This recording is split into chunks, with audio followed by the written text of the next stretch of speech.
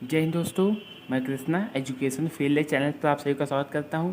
आज का हमारा टॉपिक है कक्षा 6 अभ्यास 13 का बी। आइए इसमें देखते हैं पहले नंबर सवाल क्या दिया है हमारा कि त्रिभुज ए बी सी की रचना कीजिए जबकि ए बी 6 सेमी है। ए बी हमारी कितनी है? ए बी 6 सेमी है और बी सी 8 सेमी तथा ए सी 4 सेमी है। बी सी हमारी जो है वो 8 सेमी है और ए सी क्या है हमारी 4 सेमी है।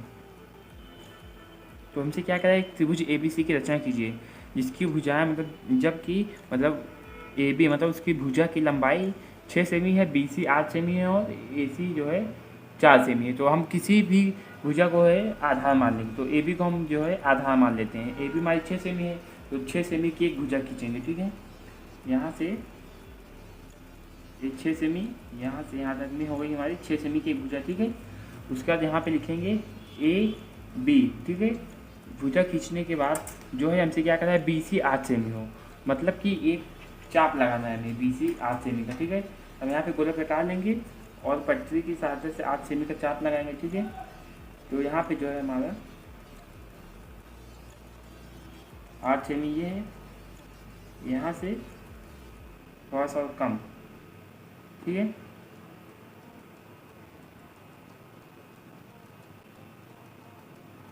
ये रहा हमारा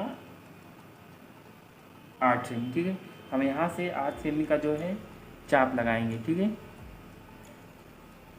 उसके बाद हमसे क्या करना है, जबकि बी सी बी से हम 8 सेमी का चाप लगाएंगे। ठीक है, उसके बाद फिर ए सी 4 सेमी है तो हम यहाँ क्या करेंगे, यहाँ पर ए सी से बिंदु ए से एक चाप लगाएंगे जो कि 4 सेमी दूरी पर हो। ठीक है, यहाँ पे 4 सेमी को मापेंगे। ठीक है, तो यहाँ से हम लगाएंगे 4 सेमी का एक चाप। ठीक है, तो यहाँ पे हमारा छोटा गया तो हम फिर से 8 सेमी का एक चाप लगाएंगे जो कि नीचे तक लाएंगे। ठीक है, उसके बाद अब यहाँ से हमारा जो है जिस बिंदु पर काटेगा उसको बिंदु सी कहेंगे। ठीक है, तो ये रहा हमारा बिंदु सी जो कि यहाँ से ए से 4 सेमी की दूरी पर है और बी से जो है 8 सेमी की दूरी पर है। ठीक है, तो ये हमारा त्रिभुज बन गया है।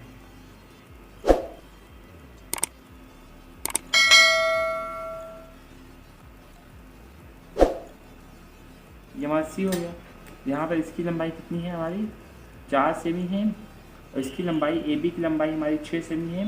उसके बाद बी सी की लंबाई जो है हमारी 8 सेमी है। ठीक है, तो ये हमारा हो गया।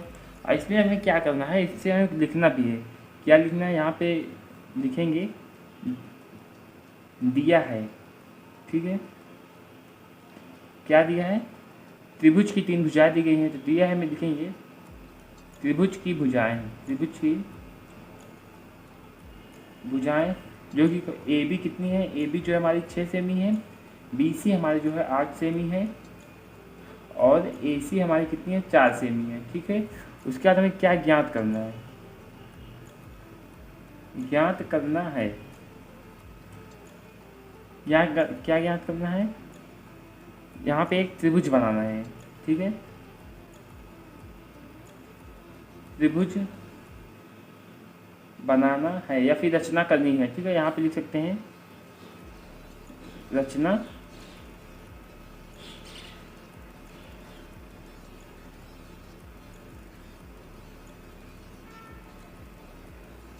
यहाँ दिए रचना करनी है। ठीक है, त्रिभुज बनाना है, रचना में हमें त्रिभुज बनाना है तो उसके बाद रचना लिखेंगे। हम क्या क्या करेंगे, तो क्या करेंगे, सर्वप्रथम ए बी 6 सेमी का एक रेखाखंड खींचेंगे। आप लिखेंगे सर्वप्रथम ए बी 6 सेमी की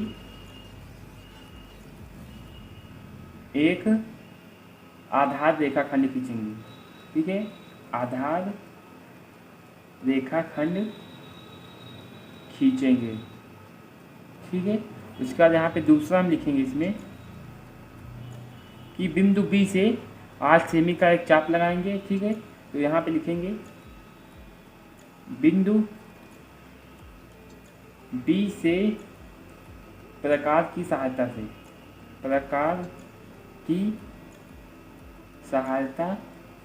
से 8 सेमी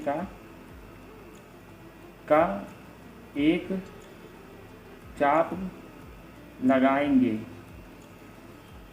तथा, ठीक है, बिंदु ए से एक 4 सेमी का चाप लगाएंगे, ठीक है, चाप लगाएंगे। उसके बाद हमारा तीसरे में क्या लिखेंगे हम कि दोनों चाप जिस बिंदु पर काटेंगे उसे बिंदु सी, उसका नाम बिंदु सी होगा। तो यहाँ पर लिखेंगे दोनों चाप जिस बिंदु पर काटेंगे उसे बिंदु सी कहेंगे। अब यहाँ पे चौथे में लिखेंगे, अब बिंदु सी को बिंदु ए और बिंदु बी से मिलाएंगे, ठीक है। उसके बाद हमारे पाँचवा क्या होगा, मिलाएंगे, तो उसका मिलाने के बाद मिलाएंगे तो यहाँ पे त्रिभुज की रचना होगी। तो अब ए बी सी त्रिभुज ए बी सी डी एक त्रिभुज की रचना होगी, एक त्रिभुज की रचना होगी, ठीक है। इसके बाद आए देखते हैं दूसरी नंबर सवाल में हमारा क्या दिया है कि निम्नांकित त्रिभुजों के जोड़ में भुजाओं के माप अंकित हैं, ठीक है। भुजा सर्वांग समता प्रतिबंध का प्रयोग करके बताइए कौन त्रिभुज किस त्रिभुज के सर्वांगसम है। उत्तर को सांकेतिक भाषा में लिखिए, ठीक है। हमसे कह रहा है, तो यहाँ पे देखिए पहला हम बनाते हैं। तो यहाँ पे देखिए हम जो है एक जो हमारा आयत है इसको हम दो भागों में बांटेंगे, यहाँ से जो कि इसमें बना हुआ है, ठीक है। ये 3 सेमी का, तो यहाँ से एक त्रिभुज ये बन जाएगा। देखिए आप यहाँ से एक त्रिभुज आपका ये बन जाएगा, और जब इसको मिलेंगे तो एक त्रिभुज आपका हमारा ये बन जाएगा 3 भुजाओं से, ठीक है। तब इसको हमें सर्वांगसम करना है भुजा से। तो यहाँ पे भुजा ए बी, देखिए भुजा ए बी 3 सेमी की और भुजा डी सी भी है 3 सेमी की है। यहाँ पे लिखेंगे भुजा ए बी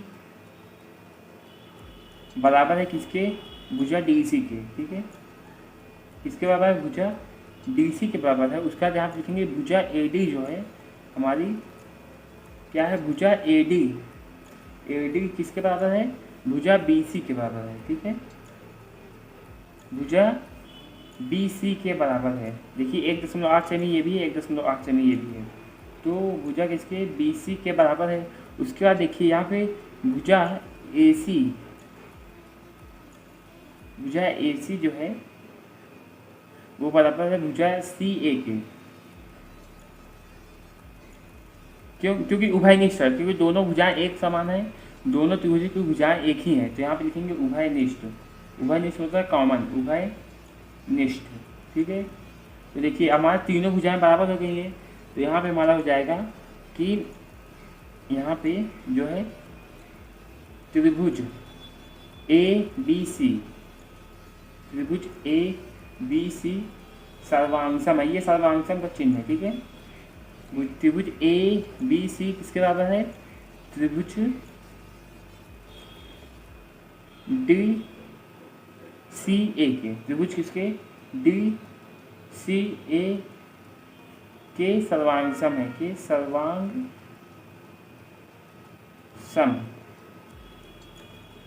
है, ठीक है। उसके बाद आइए देखते हैं दूसरी नंबर सवाल में हमारा क्या दिया है। इसकी दूसरी नंबर सवाल में, ठीक है, ए बी सी और ओ दिया है, ठीक है। तो यहाँ पे भी हमें जो है भुजा सर्वांग समता प्रतिबंध का प्रयोग करना है। तो यहाँ पे देखिए कि भुजा ए बी 3.6 सेमी और भुजा ए सी भी 3.6 सेमी है। तो ये क्या करेंगे कि भुजा जो ए बी है हमारी, ए बी किसके बराबर है, भुजा ए सी के, ठीक है, बराबर है।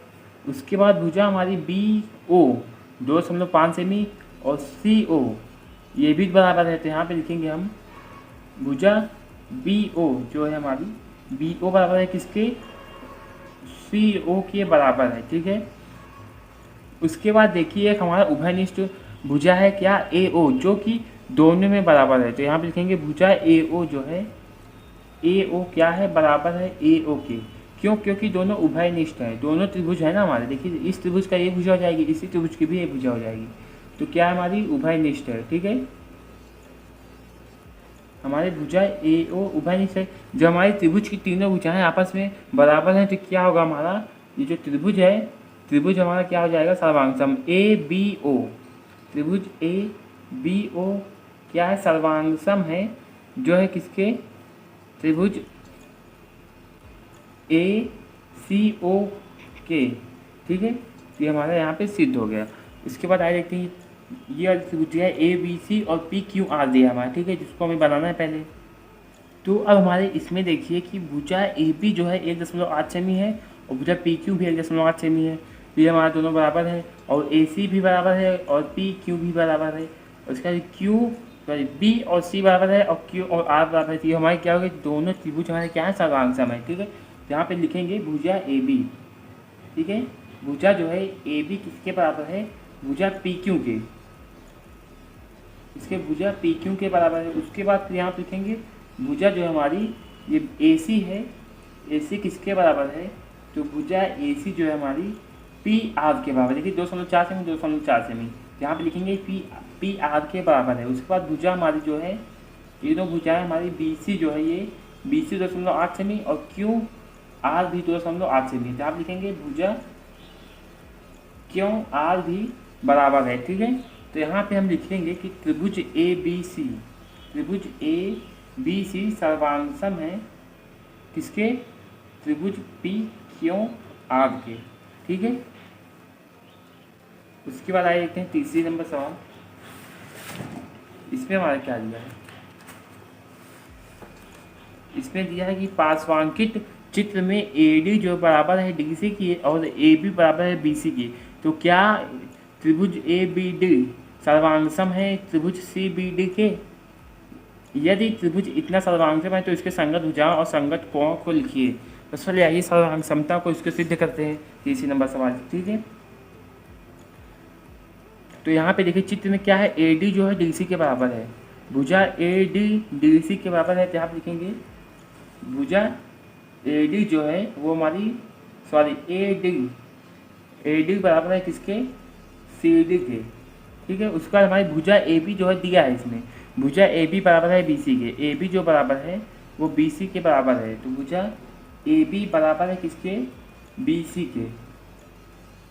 ठीक है, तो अब यहाँ पे हमें सर्वांगसमता सिद्ध करनी है। देखिए डी बी ये रेखा उभयनिष्ठ है, ये इस त्रिभुज में भी है और ये इस त्रिभुज में है। इसको आप अलग करेंगे तो त्रिभुज होगा हमारा। देखिए ये इसका इतना त्रिभुज हो गया, जब हमने इसको अलग किया तो ये हमारा त्रिभुज हो गया। जब इसको दोनों को एक साथ कर देंगे तो इसमें मिल जाता है। ठीक है, तो ये क्या है हमारा भुजा क्या, डी बी, भुजा डी बी जो है वो बराबर है किसके, डी बी के। क्यों? क्योंकि ये उभयनिष्ठ है। ठीक है, उभयनिष्ठ भुजा है। ठीक है, उसके बाद यहाँ पे ये पूछा तो ये हमारा सर्वांगसम हो गया। उसका त्रिभुज A B D, A B D क्या है, सर्वांगसम है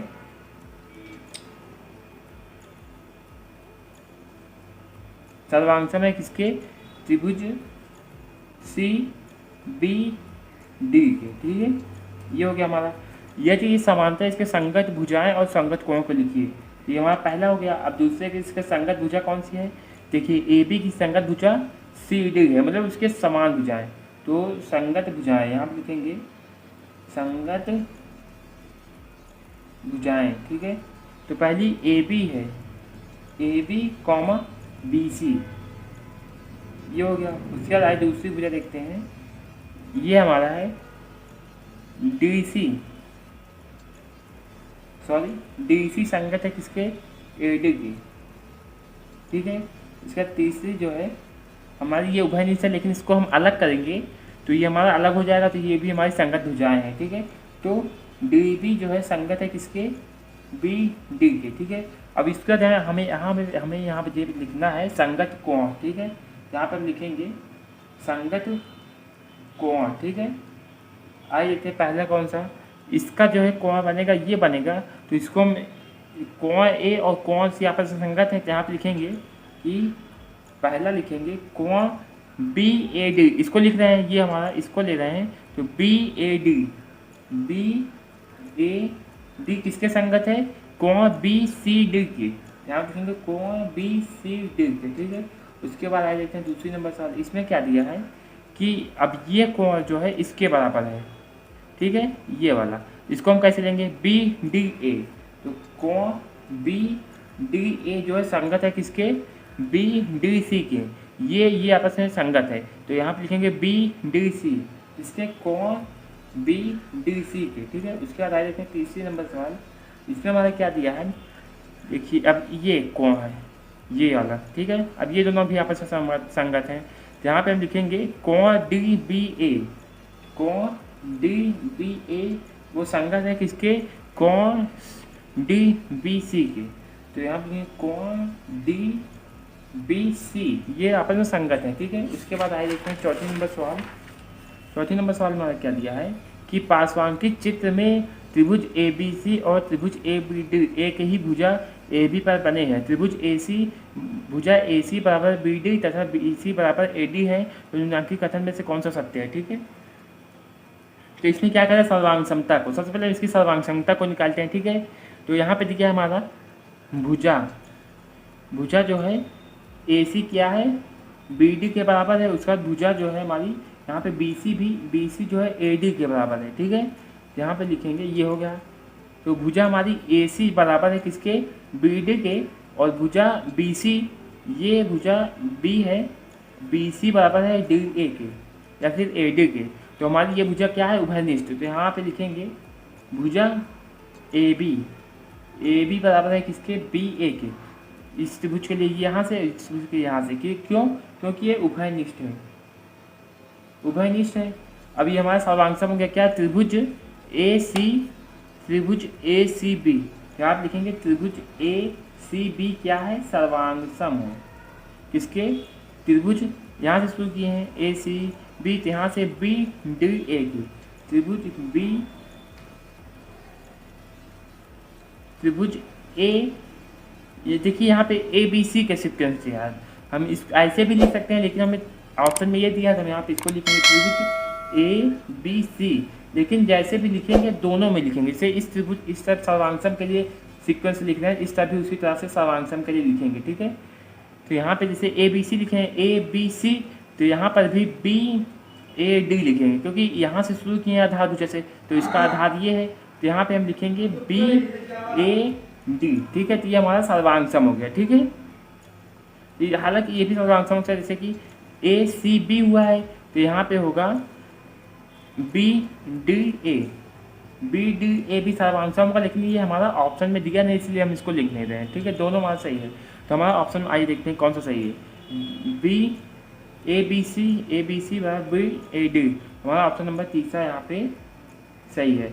और ये दोनों क्यों नहीं, क्योंकि देखिए इसका सीक्वेंस अलग है, ए बी सी दिया है, त्रिभुज ए बी सी दिया है, ये तो ठीक है ए बी सी, लेकिन यहाँ पे ए बी डी दिया है, ए बी डी, जबकि ये सर्वांगसम जो है वो संगत भुजाओं से होता है, तो यहाँ पे पहले ए बी है, तो ये ए बी इसका, तो इसका यहाँ पे बी ओ होना चाहिए, ठीक है। ये गलत है हमारा, जब ए बी सी यहाँ पे दिया है, तो ये ए बी सी में ए बी हमारी जो है संगत भुजा है, ठीक है। तो यहाँ पर ए डी दे दिया है, ए डी ये हमारी इस संगत, ए बी ये हमारी संगत भुजा इसके साथ नहीं है, और इसके साथ भी हमारी संगत भुजा नहीं है, तो यहाँ पे हमारा क्या हो जाएगा, अलग, ठीक है। इसीलिए ये हमारा दोनों ऑप्शन क्या है, गलत है, ठीक है।